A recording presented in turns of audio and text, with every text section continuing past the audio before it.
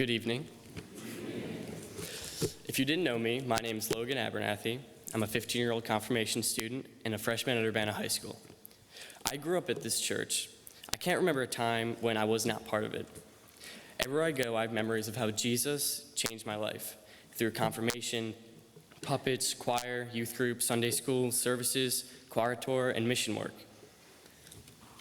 When I was younger, I always thought Christianity was being born into it.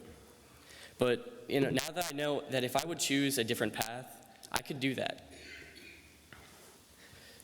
The question was new life in Jesus. And when I first saw that, I kind of looked at Linda like, how is that a question, right? But it really means what Christianity means to me. And pretty much what it means to me is doing what Jesus would do, right? But Walt says that's just not long enough.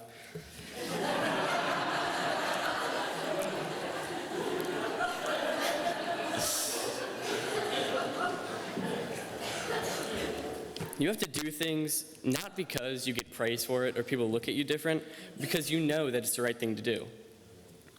I've learned a lot about what Jesus has taught me. Through my long 15 years of life, I've also learned, unfortunately, that it's not always easy to do.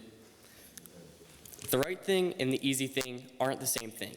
I've learned that the right thing almost all the time isn't the easy thing.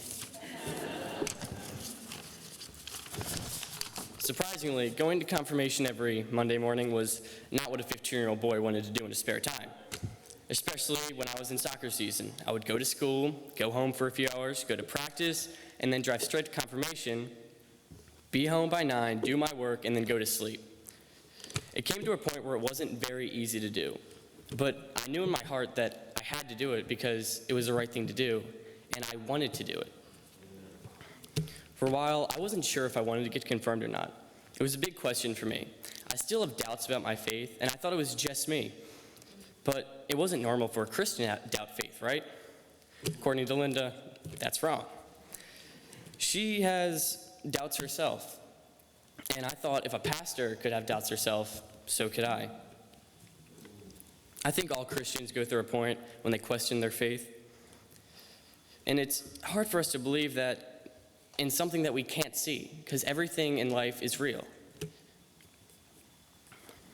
Personally, this has been a struggle for me, but that's why I chose the Bible verse, 2 Corinthians chapter 5, verse 7. For we live by faith, not by sight. That for me is the basis of being Christian.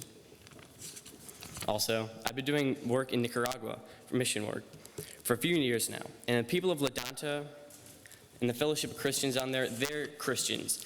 And I don't mean just Christians, they're like Walt Christians, right? All of them. The people down there have so little, but they seem so much grateful, like more than any of us here. A man named Nestor, we stayed in his house the second time I went, and I stayed in La Danta, and he lost his arm in the war. And he was always smiling and laughing and cracking jokes, and he seemed to be somehow at peace with his life, even though we have it a million times better than them. They've taught me a lot about living as a Christian and not taking anything for granted. And when you do mess up, you go and you pray and you ask God for forgiveness. And you don't do this because people look at you different, because in your heart, you know it's the right thing to do. Thank you.